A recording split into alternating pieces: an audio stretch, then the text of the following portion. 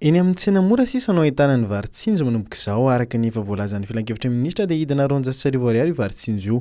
Mbola tokony isy anefa ny vary nohafarana eny amin'ny mpaninjara eny amin'ny tsena saingy tsy vary nohafarana fanjakana no amidy eny fa vary nohafarana mpanafatra matianina. Ny fanaraka ministeran'ny indostria sy ny varotra ny asa tanana androany zoma maraina fa iverina ho R10,000 ny iraika kapoaka amin'ny vary io, izany hoe R750,000 no vidin'ny ray kilao.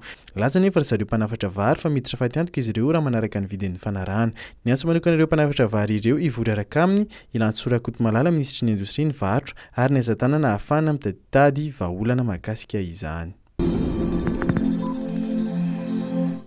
Namoaka ny fomba handraisana an-tanana ireo mitondra ny tranga vaovaon'ny COVID-19 na ilay variant COVID-19 ny professeur Jean-Louis Rakotovao ministry ny fahasalamana. Nambarany tamin'izany fa tsy hisy ny fiovana amin'ny fitsaboana ny tranga teo aloha ny fandraisana ireo marary mitondra io endrika vaovaon'ny tsy mikaretina io raha toa ka sendra misy eto Madagasikara izany.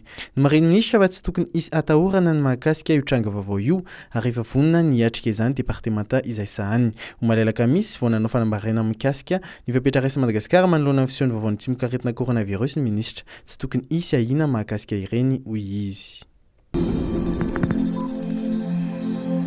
Manoloana ny hetsiky ny mpianatra mpitsabo teny Ankatso nilaza ny jeneraly Angelo prefektioran'Antananarivo fa misy ambadika politika avokoa ireo hetsika rehetra ny seho tatoato ny mareny tamin'izany fa misy fandraisany tamin'ny hetsika nataon'ny mpaninjara ny Febroary teo izany. Isan'izany ny hetsika nataon'ny mpianatra androany. Laza moa solo tenan'ireo mpianatra fa tatitra fotsiny ny saika ataon'izy ireo saingy nisy mpanararaotra tafiditra ka nitarika ny korotana teny an-toerana fa lena tsy fahombiazana kosa ny najikan'ny mpanohitra izany fanambaran'ny prefektioran'Antananarivo izany.